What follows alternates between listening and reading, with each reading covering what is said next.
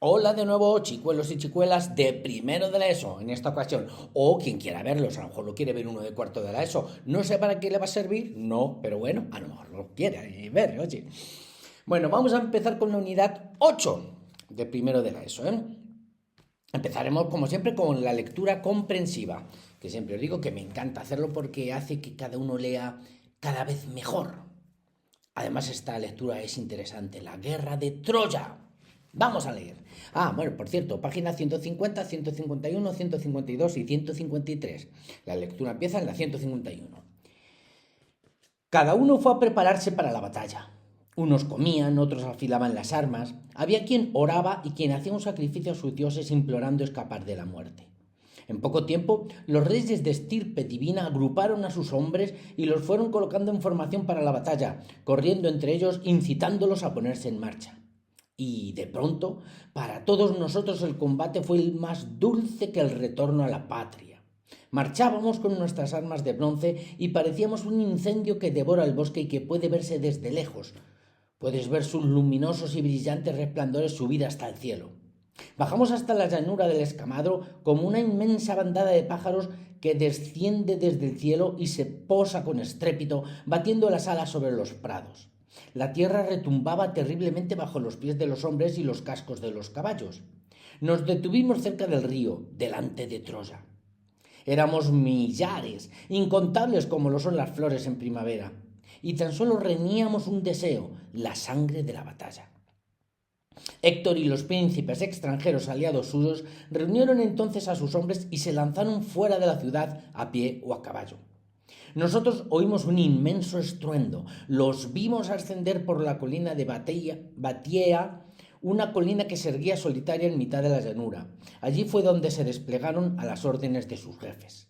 Luego comenzaron a avanzar hacia nosotros gritando como pájaros que graznan en el cielo anunciando una lucha mortal. Y nosotros marchábamos hacia ellos, pero en silencio, con la rabia escondida en el corazón.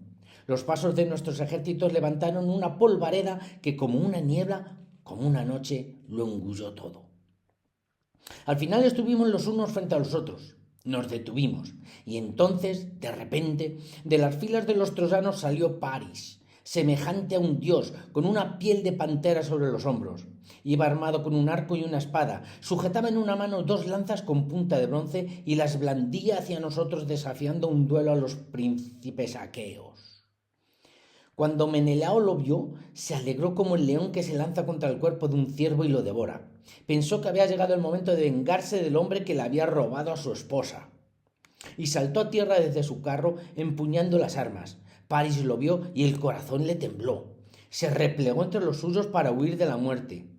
Como un hombre que ha visto una serpiente y da un salto hacia atrás y tiembla y huye, pálidas sus mejillas. Así lo vimos huir, hasta que Héctor lo detuvo, gritándole: «Maldito Paris, mujeriego, mentiroso, ¿no ves que los aqueos se están riendo de ti? Creían que eras un héroe solo porque se dejaban impresionar por tu belleza, pero ahora saben que no tienes valentía y que no hay fuerza en tu corazón. Precisamente tú, que siendo huésped de Menelao en tierra extranjera, te llevaste a su esposa y regresaste a tu casa junto a esa mujer hermosísima. Pero aquella gente guerrera, Paris, y tú te has convertido en la ruina de tu padre, de tu ciudad, de todo el pueblo. ¿Y ahora no quieres enfrentarte a Menelao? Lástima, así podrías descubrir qué clase de hombre es ese al que le robaste la esposa, y te revolcarías en el polvo, descubriendo lo inútiles que son tu cítara y tu hermosísimo rostro, y... ¡chachán! Paso página. Y tu melena. Qué cobardes somos nosotros, los troyanos. Si no fuera así, ya estarías sepultado bajo un montón de piedras para expiar todo el mal que has hecho. Entonces Paris respondió: tienes razón, Héctor, pero tu corazón es inflexible como un hacha que se hunde en la madera, recta. Escúchame, si quieres que me bata en duelo, haz que se sienten todos los troyanos y todos los aqueos y deja que Menelao y yo, ante los ojos de los dos ejércitos, nos enfrentemos por Helena. Grande fue la alegría de Héctor cuando escuchó esas palabras. Avanzó él solo, entre los dos ejércitos, y levantando al cielo la lanza hizo una señal a los troyanos para que se detuvieran. Y ellos obedecieron. Nosotros empezamos enseguida a apuntarle con flechas y piedras, y entonces Agamenón gritó: «Deteneos, aqueos, no le disparéis. Héctor quiere hablarnos». Se hizo un gran silencio, y en ese silencio Héctor dijo, hablando para los dos ejércitos: «Escuchadme, escuchad lo que dice París, el que ha desencadenado esta guerra. Quiere que depongáis las armas y pide luchar él solo contra Menelao y decidir en un duelo quién se quedará con Helena y con sus riquezas». Yo oí sus palabras y luego vi la alegría de aquellos dos ejércitos unidos de manera imprevista por la esperanza de poner fin a aquella luctuosa guerra. Vi a los guerreros bajarse de los carros y quitarse las armas que llevaban y dejarlas en el suelo, cubriendo los prados de bronce. Nunca había visto la paz tan cercana. Entonces me di la vuelta y busqué a Néstor, al viejo y sabio Néstor. Quería mirarlo a los ojos y en sus ojos ver morir la guerra y la arrogancia de quien la desea y la locura de quienes la libran. ¡Oh, qué lectura! A mí me trae a la memoria el libro, ¿no? La Ilíada, la Odisea y la película de Troya, muy fuerte, mucha sangre, pero te lo explica, por cierto, un poquito de spoiler. Lucha París y Menelao. Menelao era el marido de Helena de Troya, que París, no es que la secuestre, que se enamoran y se la lleva, bueno, y luchan los dos para evitar la guerra, pero París no es tan bueno ni tan héroe, y está a punto de morir bajo las manos, la espada de Menelao, y llora, implora perdón, y Menelao le va a matar, y Héctor, como era el hermano de París, no lo puede soportar, y mata a Menelao, y entonces se provoca la guerra. Bueno, podéis leer el libro, podéis ver la peli, muy bonito en cuanto a la mitología griega, y al caballo de Troya. Bueno, que me enredo. Empezamos en la página 152, debajo de la lectura donde acaba, y empiezan las preguntitas. Comprensión global e interpretación del texto. Pregunta número 1. Escucha con atención y lee el texto La guerra de Troya de Alessandro Baricco, una recreación personal de la Ilíada. Por cierto, es la Ilíada, que parece que es Giada, no. Es que esta es una I mayúscula, la primera, esta es una I mayúscula y luego sí es una L. La Ilíada, ¿vale? De Homero. Después contesta las siguientes cuestiones. ¿Qué dos ejércitos se disponen a combatir? Escribe las oraciones que te han permitido averiguarlo. Pues si os venís a la página primera, nos hablan de en amarillito seguro. Que yo siempre empiezo con amarillo. Mira, los troyanos era un ejército. Los troyanos de Troya. Y el otro, los aqueos.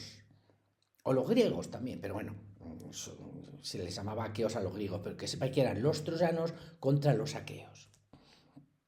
¿A qué actividades se dedicaban los soldados en los momentos previos a la batalla? Al principio del texto del todo. Mirad, unos comían, otros afilaban las armas, había quien oraba y quien hacía un sacrificio a sus dioses implorando escapar de la muerte. ¿Cuál es el estado de ánimo de los soldados mientras caminan hacia el combate? Justifica tu respuesta con expresiones del relato. A ver, por aquí abajo tenéis que tenían un deseo, la sangre de la batalla. O sea, que como el ánimo era que estaban deseando pelear, pero a la vez, es algo raro, pero a la vez también implorando escapar de la muerte. En todas las guerras puede haber muchos muertos. Entonces, por un lado tenían mucha sangre, mucho ánimo de sangre, mucho ánimo de batalla, muchas ganas de vengar a su jefe, de combatir contra el enemigo, con el miedo en el cuerpo de poder estar muertos en poco tiempo, ¿no? Y aquí también te lo dice un poco, pero nos va a valer para otra pregunta, pero bueno, lo leemos. Unos, los troyanos, comenzaron a avanzar hacia nosotros, porque el que lo cuenta es un aqueo, un griego, gritando como pájaros, ¿ves? O sea, con ánimo de batalla, anunciando una lucha mortal. Otros marchábamos en silencio. O sea, que mezcla las dos cosas, el ánimo, la emoción, la rabia de luchar con la tristeza o el miedo a morir, ¿vale? Ejercicio 2, por lo tanto cambiamos de color. Yo creo que es el naranjita, no lo sé. Ahora lo vemos. Justifica con pasajes del texto si las siguientes afirmaciones son verdaderas o falsas. Los soldados de ambos ejércitos van equipados con armas de hierro. Mirad en naranjita aquí o en salmón, como queráis. ¿Qué dice? No son de hierro, son de bronce. Error, falso. En un ejército los soldados van a pie y a caballo y en el otro solo a pie. A ver. Un ejército, esto lo dice, la tierra retumbaba terriblemente bajo los pies de los hombres y los cascos de los caballos. O sea, unos iban a pie y otro a caballo. Y en el otro, y se lanzaron fuera de la ciudad a pie o a caballo. Es decir, los dos ejércitos tenían gente a pie y gente a caballo, no solo uno. Uno de los ejércitos avanza dando gritos, el otro marcha en silencio. Y aquí en amarillito sí que lo tenemos, gritando unos y en silencio otros. Lo marca en naranja para ver que esta se refiere no a la emoción o a los ánimos que tenían de guerra, sino a lo de verdadero o falso, al ejercicio 2. O sea que la única verdadera es la última. 3. Explica quiénes son los siguientes personajes del relato y qué relación existe entre ellos. Menelao, Paris, Héctor, Helena y Néstor. Esto te lo explica perfectamente el libro o la película. Sí, es verdad que es una película muy larga, yo creo que 2 horas y media o 3 horas, pero es muy bonita, es muy histórica, muy fiel al libro, demasiado sangrienta, ¿vale? Con alguna escena de sexo y todo. Ay, madre mía, no lo veáis. Pero para estas cosas también tenemos el chat GPT, ¿no? Mira, explica quiénes son los siguientes personajes y qué relación existe entre ellos. Y los pongo: Menelao, Paris, Héctor, Helena, Néstor. Y el chat GPT te lo hace genial, ¿vale? Dentro de la mitología griega, especialmente en la guerra de Troya. Menelao, rey de Esparta y esposo de Helena, uno de los principales líderes griegos, aqueos, en la guerra de Troya. Su honor es el motivo directo del conflicto. Le roban a la mujer. Vamos, no le roban. La mujer se escapa con otro. Paris, no es París, que no lleva tilde. Paris, príncipe troyano, hijo del rey Príamo, quien rapta o seduce a Helena y la lleva a Troya provocando la guerra. Héctor, hermano de Paris y el mayor defensor de Troya, un gran guerrero. Helena, considerada la mujer más hermosa del mundo, esposa de Menelao, pero se va con Paris a Troya, desencadenando el conflicto. Y Néstor, un anciano rey griego conocido por su sabiduría. O sea, lo explica genial el ChatGPT. Podéis utilizarlo, por supuesto, y debéis, simplemente leyéndolo y aprendiendo. Relación, te lo dicen aquí, bueno, más o menos no lo ha dicho rima, pero aquí te lo explica que Helena es la esposa de Menelao, que Héctor y Paris son hermanos, que Paris secuestra o seduce a Helena y se van, y Néstor es un rey griego muy sabio. Nos vamos ahora a la página siguiente.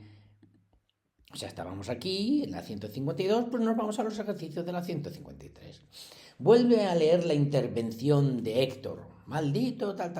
¿Qué comportamiento de Paris motiva sus palabras? ¿Qué acciones le reprocha Héctor? Ya sabemos que Paris seduce y rapta o se van juntos, Helena y él, y lógicamente pues se enfada mucho el marido de Helena y quiere la guerra. Porque en principio, creo que no lo pone por ahí, pero Paris y Héctor habían ido a Grecia para conseguir la paz y que no hubiera guerra, y lo tenían convencido a Menelao ya, y estaban celebrando, y en la fiesta de la celebración de que iba a haber paz y no iba a haber guerra, es cuando Paris se lleva a Helena, la mete en su barco y se van, y ahí entonces ya lo de la paz se acaba y empieza una verdadera guerra. Vamos a ver, la intervención está aquí abajito, aquí, mira. Maldito Paris, ¿lo veis? ¿Qué le echan cara? Que es un mujeriego y un mentiroso, ¿vale? Y que siendo huésped de Menelao en tierra extranjera se llevó a su esposa. Eso es lo que le echa en cara. Más. 5. Explica la propuesta que hace Héctor a sus oponentes tras conversar con Paris. ¿Con cuáles de las siguientes palabras describirías lo que sienten entonces los soldados de ambos ejércitos? Vale. La propuesta que hace es que en vez de luchar 100.000 hombres contra otros 100.000 y que van a morir muchísimos, muchísima gente va a morir, ¿por qué no, si ha sido una cosa entre Paris y Menelao, que luchen los dos solos y ya está, y muere una persona nada más? Ojalá hicieran eso los gobernantes de todos los países ahora, en vez de mandar a su ejército y ellos bien sentaditos comiendo y cenando y tan a gusto. No, tú quieres la guerra, vete tú a combatir. Tú y tu familia, vete a combatir, pero no mandes a otros pobrecitos. Bueno, me crispo. Bueno, venga, sigamos. Esa es la propuesta que hace Héctor. Y todos los oponentes, por aquí lo pone, lógicamente, aunque tenían ganas de guerra y estaban dispuestos a luchar y demás, pero sienten una gran alegría de los dos ejércitos. ¿Por qué? Porque tenían la esperanza de poner fin a la guerra, de que haya paz. Eso es lo que provoca una gran alegría, descanso. Bueno, entonces, ¿con qué palabras se pueden... ¿Cuáles son sinónimos? Alivio, por supuesto, sintieron un gran alivio. Frustración no creo. A lo mejor alguno que quisiera muchísimo la guerra y que le encantara la guerra y que le daba lo mismo, él quería matar, matar y matar, que no es el caso, pero eso podría sentirse frustrado, pero alivio sí. Desengaño tampoco creo, porque ellos al fin y al cabo no les habían engañado. Júbilo, sí, porque júbilo es una alegría muy grande. Pesar tampoco, porque estaban contentos, y rabia tampoco. Alivio y júbilo, diría yo. Rabia a lo mejor Menelao, que se sentía rabioso porque iba a pelear contra el que le roba a la mujer, pero vamos, no los ejércitos. 6. ¿Qué juicio merecen al narrador quienes desean las guerras, al narrador y a mí también, y participan en ellas? Copia la frase en la que manifiesta esta opinión y explícala al final del texto totalmente, miradlo.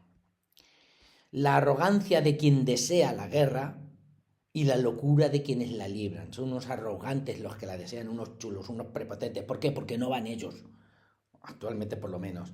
Porque es que somos los mejores. Y locos quien va a la guerra. Ay, qué pena. Ojalá no existiera la guerra en ningún sitio del mundo. Seguimos. Esto ya no lo pongo para no fastidiar los derechos de autor. Sigo leyendo aquí, donde vosotros deberéis tener vuestro librito al lado. Aquí no, en mi casa no, en la vuestra.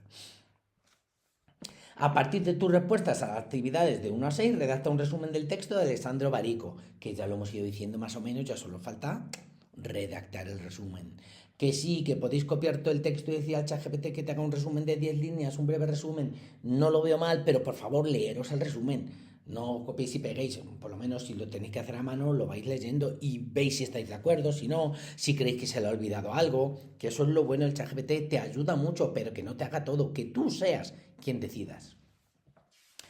Reflexión sobre el contenido y la forma. 8. Indican qué persona está narrado el fragmento. ¿A cuál de los dos ejércitos crees que pertenece el narrador? Ya lo he dicho antes, pero nos volvemos aquí.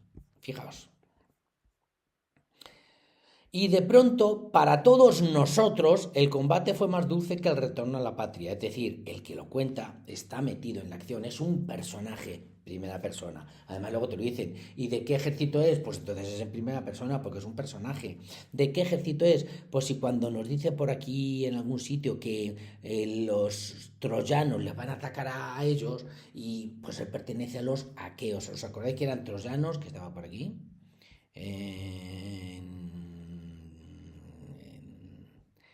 Aquí en amarillo, troyanos eran unos y aqueos eran otros. Pues si los troyanos iban hacia ellos, es que él era un aqueo. 9. Para describir más vivamente la situación y los sentimientos de los personajes, el narrador recurre a símiles o comparaciones. Localiza 8 casos en el texto y preséntalos como en el ejemplo.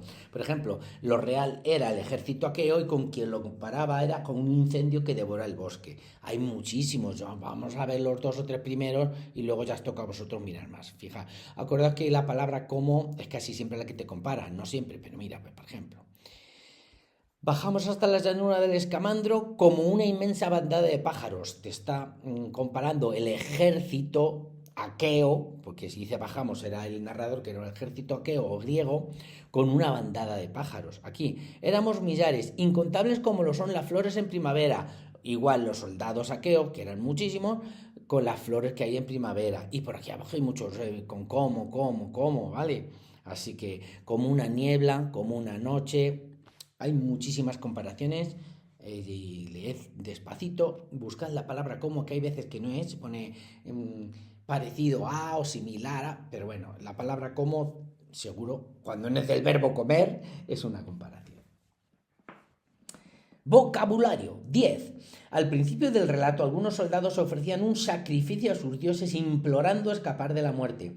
Escribe 2 palabras que puedan sustituir al verbo implorar en esa oración. Cuando hay cosas de significados y de sinónimos, ¿qué os digo yo? ChatGPT, Bueno, también podría ser, pero particularmente RAE.es, que es el diccionario del Real Academia de Lengua Española. Eso no va a fallar nunca, ¿eh? ChatGPT alguna vez falla, pocas, pero alguna. Pero la RAE, nunca. Os venís aquí, veis lo que es implorar, pone RAE.es y te aparece la página, ¿eh? Implorar te dice lo que es pedir con ruegos o lágrimas y te da sinónimos: deprecar, rogar, suplicar, impetrar. A ver, nos ha pedido dos, ¿verdad? A ver. Dos palabras, vale. Deprecar e impetrar creo que os sonarán raras, pero rogar y suplicar no. O sea, rogar y suplicar lo utilicéis generalmente, así que utilizad esas dos y ya está, ¿vale? Quito implorar para seguir. Ya hemos trabajado sobre eso. 11. Completa las oraciones con el verbo apropiado. Debes conjugarlo en el tiempo que se indica entre corchetes. Venga, aquí vamos a verlo para ver esas frases. Oraciones, perdón. Aquí. Su abogado le aconsejó que reclamara. Mira, lo he puesto en un colorín porque diciendo ese las demás salen solas. Porque entre reclamar y no sé si era demandar, ¿sabes? Podíais tener dudas, pero ¿por qué yo sé que reclamar aquí y no demandar? Que podría decir que demandara o a la empresa una cuantiosa reclamar. ¿Por qué? Porque abajo su hijo le reclama, perdón, pretérito imperfecto, reclamaba mucha atención, no, demandaba.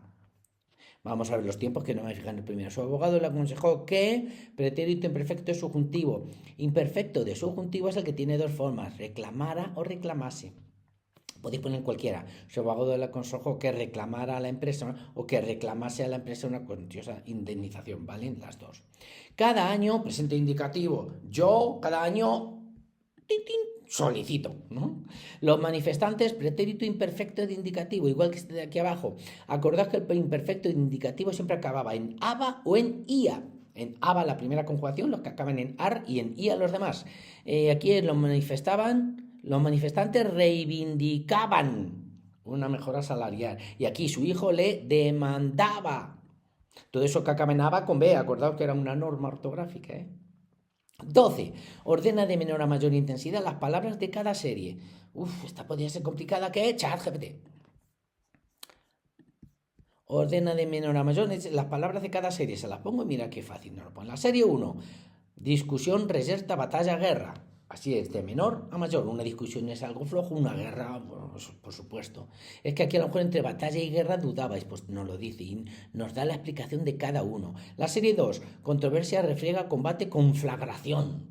Desde lo más poquito a lo más fuerte, ¿vale? ChatGPT. Muy bien, nos ayuda. Sigamos. 13.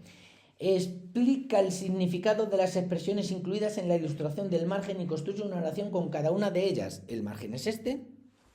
Dejar en paz, yo creo que sabéis lo que es perfectamente. Descansar en paz también, que es cuando uno generalmente muere. Hacer las paces después de regañar. Estar en paz es que no le debes tú a nadie ni él a ti. Estamos en paz. Guerra fría, adiós. Esta no me sé qué es.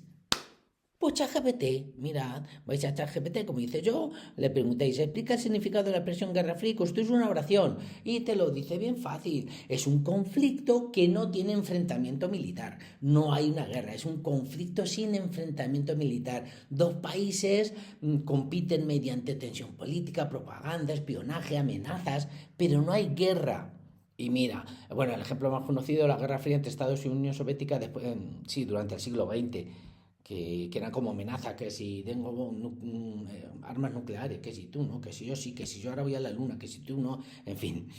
Y una oración de ejemplo te la pone perfectamente. Que no te gusta esa, le pides otra y ya está. Mira, si quieres puedo darte más ejemplos. Si aquí abajo le digo que sí, simplemente sí. Yo le hubiera puesto sí, por favor. Más ejemplos. Y te pone, mira, en la escuela, en el trabajo, en la familia. O sea, da gusto. En este sentido, ChatGPT nos facilita mucho la labor. Sigamos. Busca en el diccionario las siguientes palabras y copia el significado con el que se usan en el texto de Alessandro Barico. Incitar, blandir, deponer. Ya os he dicho, RAE.es. Si os venís a RAE, tengo incitar y blandir. ¿Por qué he cogido las dos? Pues ahora lo digo, porque si cogemos incitar, ¡ping!, solo hay una. acepción, no tiene más significado, solo uno, inducir, impulsar, instigar. O sea que en esa no podemos decir, pues, significa esto, pero esto no. No, significa lo que significa inducir, incitar siempre. Inducir, impulsar, instigar, empujar, alentar. Sin embargo, en blandir sí tiene varios significados. Uno es enarbolar, agitar, blandear, empuñar, levantar, y otro es balancearse o moverse. Entonces, si vais al texto, vais a ver que estaba hablando de que París blandía dos lanzas, creo que era, a ver, ¿dónde lo teníamos? Mira, ¿ves? Sujetaba en una mano dos lanzas con punta de bronce y las blandía hacia nosotros. O sea, eso era empuñar, sujetar las lanzas como amenazante. No es balancearse, no. Ahí sí que podéis decir. Y aquí blandía, el verbo blandir, tiene el significado de empuñar, no el de balancearse. Perfecto. Y así podéis hacer con todos los demás. Acordaos, significados, rae.es. En el relato se utilizan dos palabras cuyo significado es ruido de gran intensidad. Localízalas y escribe una oración con cada una. Un ruido de gran intensidad. En verde. Incitándolos, ¿no? Porque incitar y blandir también lo tenía, ¿eh? Chan. Un estrépito, además que lo dice, mira, que desciende del cielo y se posa con estrépito, con un gran ruido. Y debajito de estrépito tenemos, que empieza también con ESTR, no son de la misma familia léxica, aunque empiecen casi igual. Estruendo. Se lanzaron. Nosotros oímos un inmenso estruendo, un ruido fortísimo, ensordecedor. Esas son las dos palabras que significan ruido de gran intensidad, como nos pedían aquí. Bueno, y con todo esto hemos acabado, ¿verdad? Hemos acabado la lectura, nos vemos a la próxima. Hasta la próxima, nunca mejor dicho.